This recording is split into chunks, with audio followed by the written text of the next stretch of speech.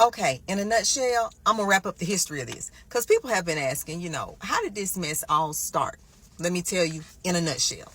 Back in the day when Russia fell, they divided Russia up into Commonwealth Independent States, CIS. That's what we're going to call it, okay? Now, the agreement was, y'all could go and break up in these Commonwealth Independent States, but if you lose autonomy, meaning if your leaders get jacked up, decide to leave or whatever, you come into financial difficulties and you cannot function any longer as a sovereign state, then you go back to Russia.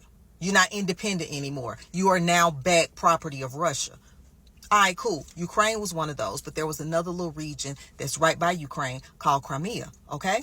Crimea was a part of that CIS deal, okay? At one point, the leaders just decided, F it, I don't want to be here no more. I'm sick of this place. It's too hard. I shouldn't even took it on in the first place, and I'm finna go. And they left. So that meant Crimea was no longer able to function as an independent sovereign state.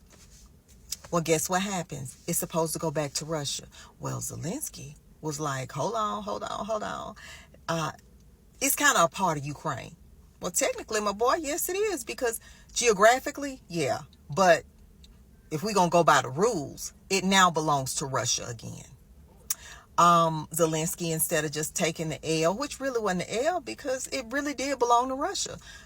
He decides to be kind of sneaky, he'd be calling NATO, I want to be a part of NATO, and they like, what you got going on right now, my boy? I don't think we got that kind of interest, So Putin got wind of it, and my boy was like, hey, player, give me. You know that's mine, and we ain't even finna go through all this, but I see what you've been doing. You've been moving kind of slick. You've been moving like a snake, and that's cool and shit, but we could squash this all. Just give me. Crimea is mine. Zelensky didn't want to yield. He want to fight Russia. Enter Biden. He inadvertently kind of declared war on Russia when he decided to side with Zelensky and give him all the weapons, the money, all of that. And quiet as it's kept, since November, we done had like 160 troops from the Florida Reserve to go over there to train they pedestrian ass soldiers or whatever. All right, bet, cool. We kind of effed up with that. Putin, instead of just saying, I'll rain down on all you hoes, he didn't say that. He was like, Biden just kind of effed up that, I ain't gonna hold it against you too hard. I ain't gonna declare war, even though this is mine and you basically spitting in my face with this. Enter Trump. Trump like, look, Putin, I ain't with that. I know that belong to you. It is what it is. That's the agreement. Let's talk peace. I don't want to do all this fighting no more. We ain't finna give him no more money, but you ain't got to totally obliterate him. So let's just strike a deal some kind of way. All right. Trump go to Zelensky and say, hey, listen, just to get this squash, give us a stake in your minerals. That means you got U.S. interests on Ukrainian soil. We're a part of NATO. Nobody wants to declare a world war by attacking you when we got interests on your soil. So let's do this. And then I brokered a peace deal with Putin, and he said he ain't going to attack. We just going to let bygones be bygones. And that's it.